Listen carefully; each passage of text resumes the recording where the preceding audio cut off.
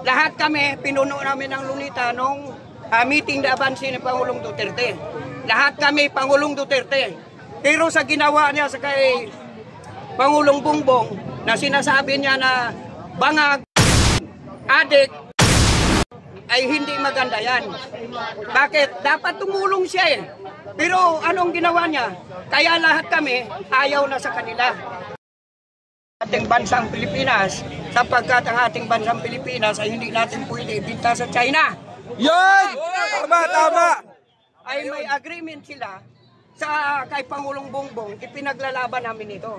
Kung kayo ay nakipag-agreement sa China, kami, dahil kami ay tatayong mananatili sa Pilipinas, pinagtanggol namin ang Pilipinas ng sovereignty ng Pilipinas. Yun, tama! Lalo higit ang ating Pangulong Bongbong Marcos. Yan.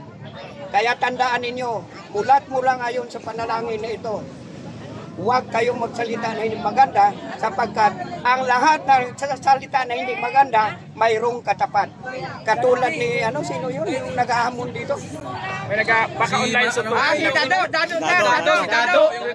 Si Dado.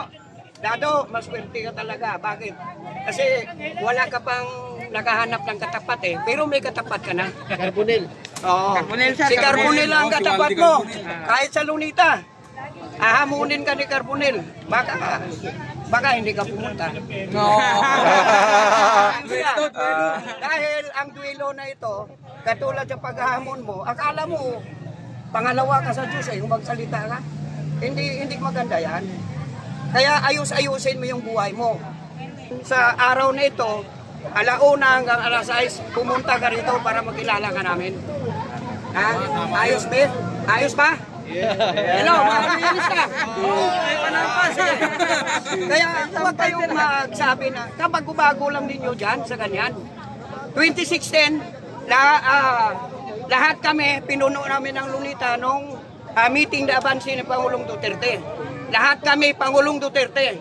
Pero sa ginawa niya sa kay Pangulong Bongbong, na sinasabi niya na bangag, adik, ay hindi maganda yan. Bakit? Dapat tumulong siya eh. Pero anong ginawa niya?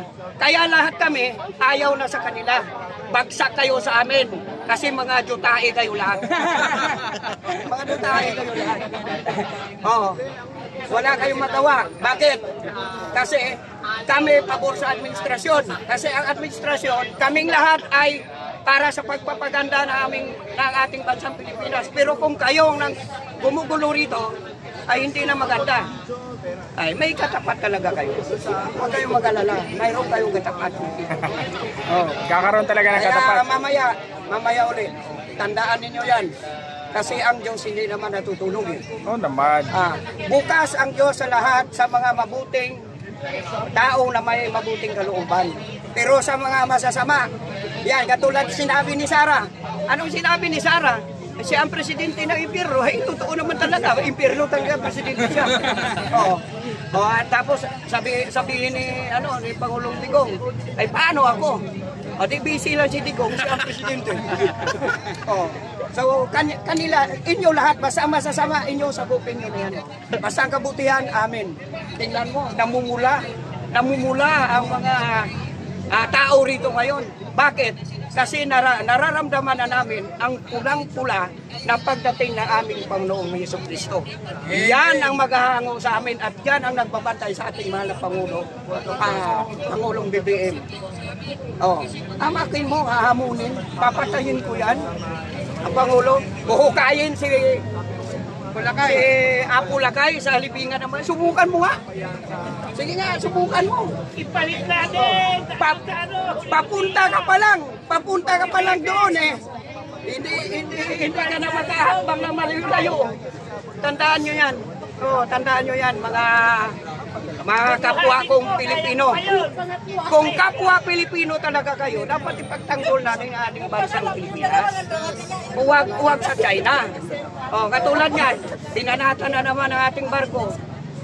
Ano ang ginawa ng Amerika? Siyempre, pagtanggol natin yan. Kasama natin yan. Siyempre, hindi naman titingin-tingin yan. Siyempre, tagapagtanggol natin, kakampi natin yan. So, wala talaga kayong magawa. Marcos daw tayo, walang utang na loob. Ano?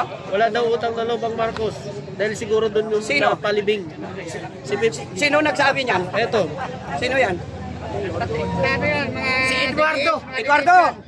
Eduardo, walang utang na loob si Pangulong Bongbong Marcos. Bago nagpresidente si Digong, nasa Supreme Court na ang desisyon. Nasa Supreme Court na ang desisyon sapagkat nanalos pa nung si Digong, kaya natuloy talaga ang pagpapalibing sa libingan ng mga bayani kasi panahonan niya yon. At saka sino nagpanalo kay Digong? ang mga loyalista, di ba? Pera ng Marcos din. Oo, pera ng Marcos din. Kaya yung magmamalaki, yung mga vlogger na mga Duterte, pumunta kayo rito ngayon. Para magkita tayo. Si Banat Bay. Si Banat Bay, may katambal ka na ngayon, oh, Banat Bay. Oh. Banat Bay. Ito. Panot bay. Panot bay. Oh, Panot Bay, Panot. Kumikintab. Di ba? Sabi dito, bayaran ka lang manong. Ha? Bayaran? Bayaran? Ito, ang bayaran, oh. Ito, sino yan? Pangalan? Si Lorenzo. Lorenzo, magpakita ka rito ngayon. Ito, oh, ibabayad ko sa mukha mo. 5 sampal, oh. 1,000, 2,000, 3,000, 4,000, 5,000 ito. Isasampal ko sa mukha mo. Makita ka rito ngayon. Tapos bibigyan mo ng 5,000. Oh, mayroon dito, oh. Sampal, oh. Ayan. Bakit ikaw lang may pira? Ito, walang libo. Ikaw lang may pira. Oh. Walang libo, pero may libog. Tarantado ka. Mayos-ayos kayo dyan. Punta kayo dito ngayon. O dito, daming mga pulis. Oh. Robert. Daming mga pulis. Para tingnan natin. May tanong dito sa Sino pa? Ano pa? ano daw nagawa ng presidente? Sabi na ni Ay, bulag ka. Bulag ka. Sino ang pangalan? Constitutional Right. Para daw, Taga saan daw siya? para makakumbinsi daw yung mga tao ano daw nagawa ng presidente. Wala. Bakit? Hindi updated. Hindi ka pala update eh. Walang hiya. Oh, baka pumunta ka ng probinsya at dumaan ka doon sa tulay na mahaba. Luko-luko ka. Lumabang ang kanyang memorya pa ni Duterte kaya hindi pa na-update. Kasi actually, ang mga loyalista, walang bayaran dito. Kayo ang binabayaran. Bakit? Kasi nga, kailangan niyo pera. Oh, sa amin, personal ito. Kanya-kanyang kayod kami rito. Oh, di ba?